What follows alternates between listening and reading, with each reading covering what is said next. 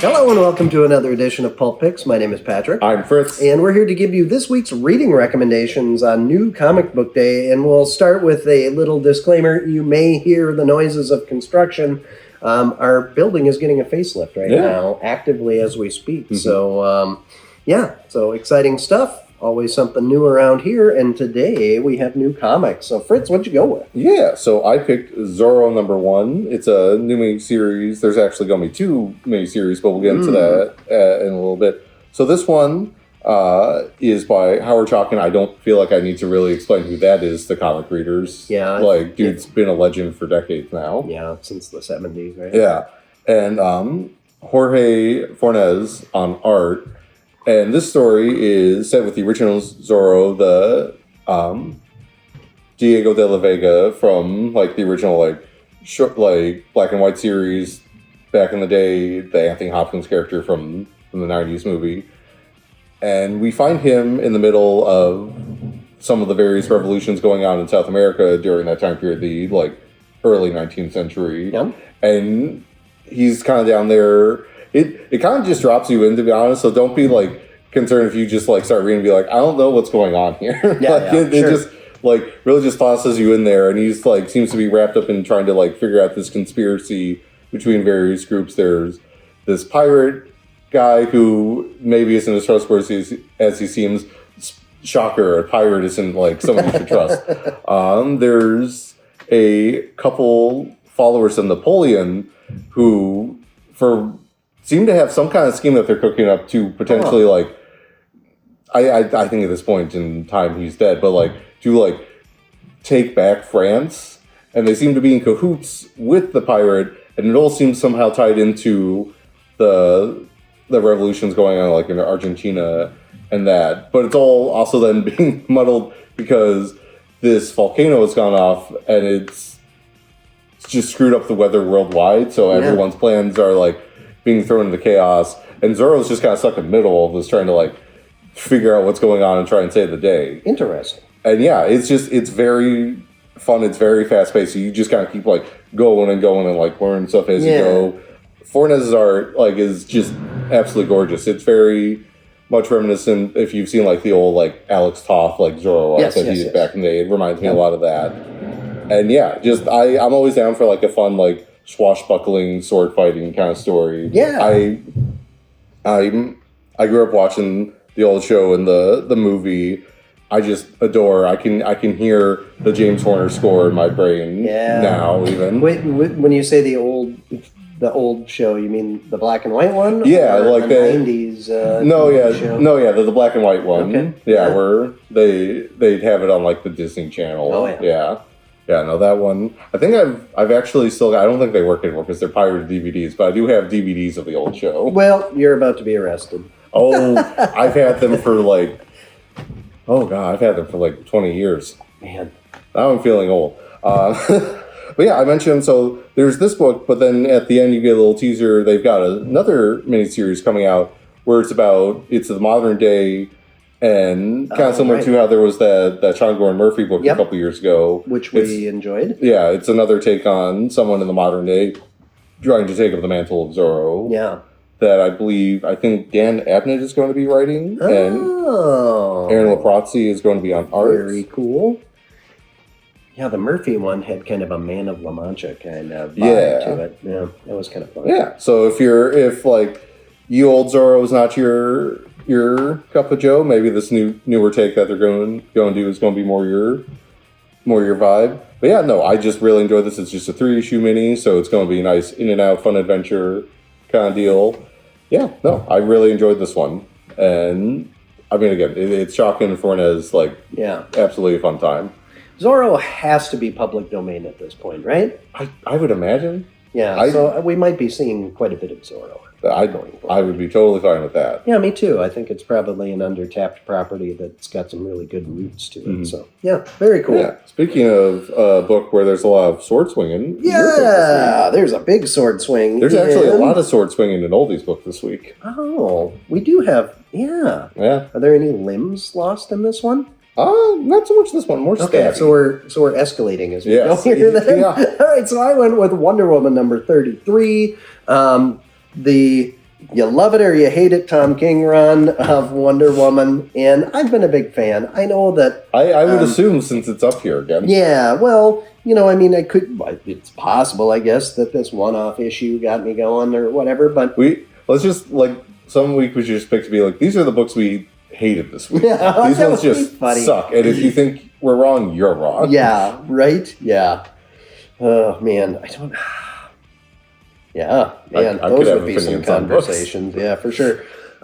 So you and I were talking about the concept of the matriarch character and how this is, a story set in a possible future. We're kind of assuming, they're not telling us too much. That's kind of King's MO is it's like, well, I'm just going to tell the story and it's your job to kind of figure out how this is all interconnecting and working and jumping through time and back and forth and whatever.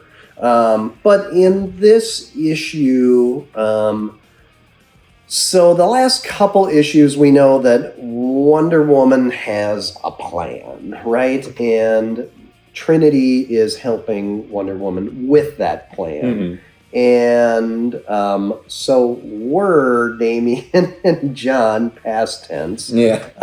They kind of set everything in motion. And so now this book is we're getting further down the line. But do we get any idea as to what the plan is specifically? Well, maybe by the end of the book, we're getting kind of an idea of, if things are said to be, if the future is said to already be written, how would you change the present and the future for the better if you were Wonder Woman? Well, getting a super powerful sword would be helpful. She has that at the beginning of this. And then, maybe there's some people that you could go pay a visit to that, and then, maybe cut somebody off at the knees anytime they try to get in your way. Knees. Right. But, I think that the combination of the two here, the writer and the artist have been, because we're 33 issues in, and the two of them working, right? They've been together There's been a couple. There's been a fill-in. There's been a couple, fill-in. But Sam Perry's been the main artist for the majority of the run, which is pretty astonishing in today's comic books. Yeah, but such a great fit for Wonder Woman. His art There's a reason that they use him for a lot of their promotional stuff that they put out. Yeah, absolutely. Yeah, it's kind of, I guess, he's kind of a modern house style for DC. Yeah, I'd say that's him and Mora. They're kind of the two. But anyway, so I'm still enjoying this book quite a bit. I think aesthetically it's gorgeous. I think the story is engaging, but I guess there's kind of two comic book storytelling that I like, and some of my runners up will have more of the really brief, less is more. Just have a really good plot, and you don't have to spend a ton of time on everything. Or you've got a really good idea, so let's really let that ruminate. Let's really, sometimes, the chili that cooks all day is better than, the microwaved Hormel chili out of the can or whatever. So anyway, this is more the rumination. Speaking of chili. Oh, yeah. There's a lot of people who end up looking like chili. I mean, I was going to say that part of his whole thing is that he's got his world-famous chili, but... Oh, right, yeah. Which, fun fact, they've actually, there's an issue where he says what the actual recipe is, and it actually would make a very mild chili if you did it. It's just okay. Interesting thing to do there, but no peppers in that, huh? Yeah. Anyways, Absolute Green Arrow, issue 1. Who is Absolute Green Arrow? I mean, to be fair, we don't know. We don't know. We were talking about that before. Yeah. But so in case you don't know, spoilers, I think we've got issues of it still anyways, but in last year's Absolute Evil one-shot, Oliver Queen gets his head bashed in. And then he washes up on a beach. Yeah, so it's just so he's dead, seemingly. Who is this other guy running around in Green Arrow, seeming to be murdering a bunch of other, rich CEO type characters. If your name is Oliver Queen, do not get on a yacht. That's all I have to say. Yeah. I like how they're just like, oh yeah, he got like attacked on his yacht. That's what happened. Yeah. And so basically the premise of this book is we've got this guy running around in this Green Arrow getup, and he's murdering CEOs, like various rich people. And so Diana Lance is brought in. She's like basically a security agent brought in to help protect one of the potential next victims and help also maybe like figure out who is this guy? Why is he killing people? Yep. And I just immediately, one of the things that really draws me in with this book we were talking about before is one, it's very action heavy. They're like pretty much from get-go, it's just like people run and try not to like get killed. It's very horror influenced too. It's like an action horror book almost, I would say. And we get all kinds of cool stuff there. And it's beautifully illustrated by Raphael Albuquerque. Very dark. Who, funny enough, was originally, I think we've talked about this before, was going to be the artist on Absolute Superman, but then for various reasons wasn't able to do it. Yeah. And so I'm super happy that he is able to work on one of the Absolute books now. For sure. And I think he's a great fit here. Yeah, I think this is an excellent fit for him. Although I could see, with the direction that they went with Absolute Superman, I can see why that would have worked. There's actually there's concept art that he did of like Superman 2 when they were trying to figure out how to do that. And he would have been a great fit. But here, even like the non-action horror stuff, he's able to just sell so beautifully. Like there's a scene where Dinah is in a therapy session and she's just kind of like cuddled up on her chair because she's going through a lot. She's like, I can't lose this job. I need this money. I really like how, despite this being a Green Arrow book, she is very much kind of like our focal point character in terms of like how we view this world, how we view Oliver, who I like that someone has said this about both Green Arrow and Daredevil. You can't really love them if you don't also hate them a little for being like not always the best people.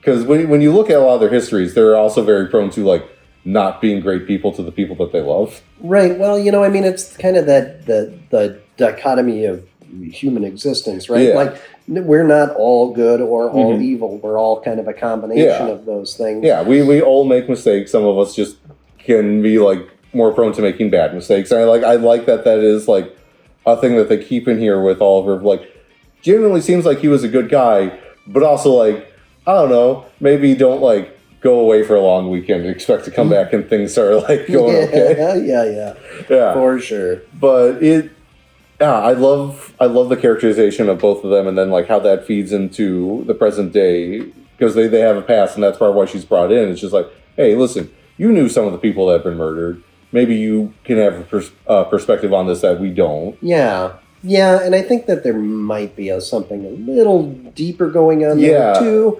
But and she seems to be kind of like picking up on that, just like, oh yeah, there's definitely like more going on than like I'm being told. Yeah. And then we get to the end of the book, and there's a big surprise, and it's like, what the heck is going to happen in the next issue? Like that whole ending sequence is just like, I would not have guessed whatever was happening there was what was going to happen. Yeah. And it just has me very curious as to like, okay, we're going to like explain this somehow, right? Like that seems really weird. Yeah. I do really like the whole idea of, the continuing the Robin Hood analogy throughout, because he basically, Oliver makes his wealth and fame by having a Robin Hood app that's called Green Arrow, and, where it's going to democratize investing and everything. And, his whole thing is about sticking it to the man, like trying to make change. Yeah, but like,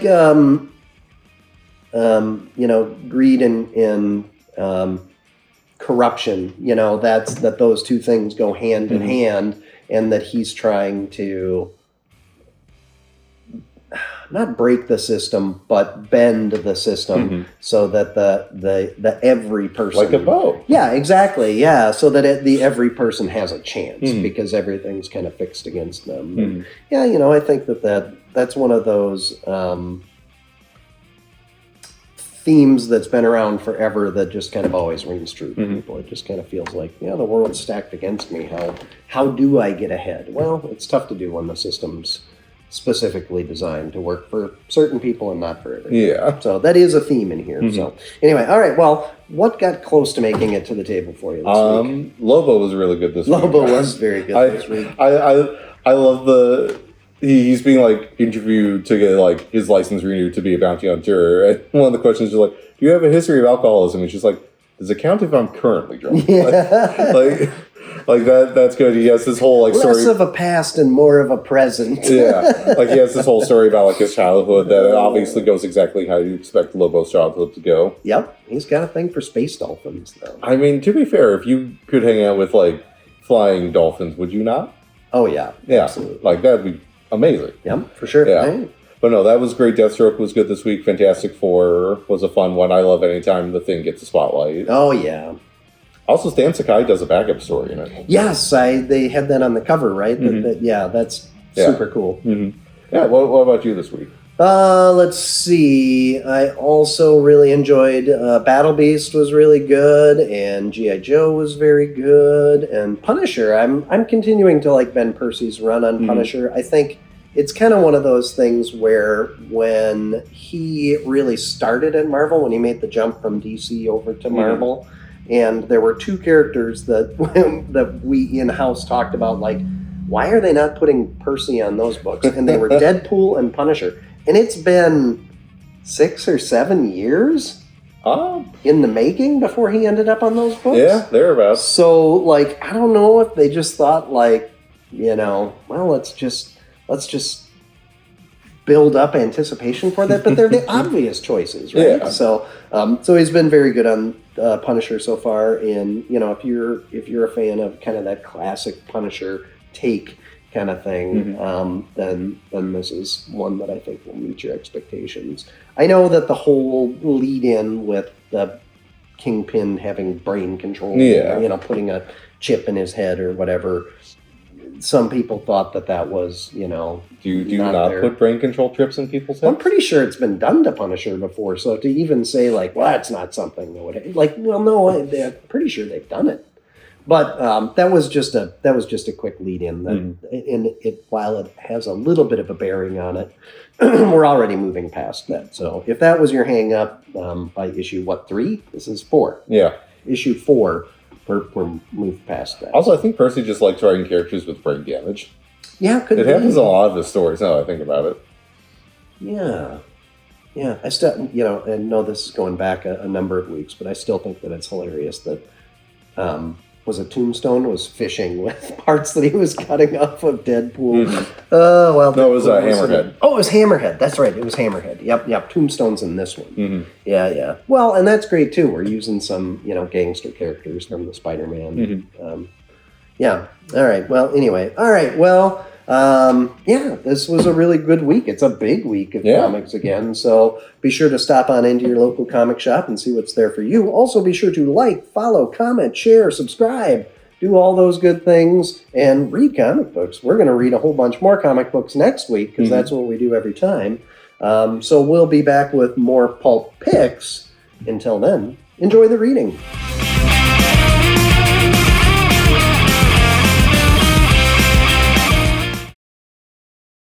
For sure. Yeah. Ah, jeez. Hello there. Hell, you scared me. I won't lie, with the glasses, for some reason I thought you were a cop at first and just like, what did we do? Do you have a place I can hang this?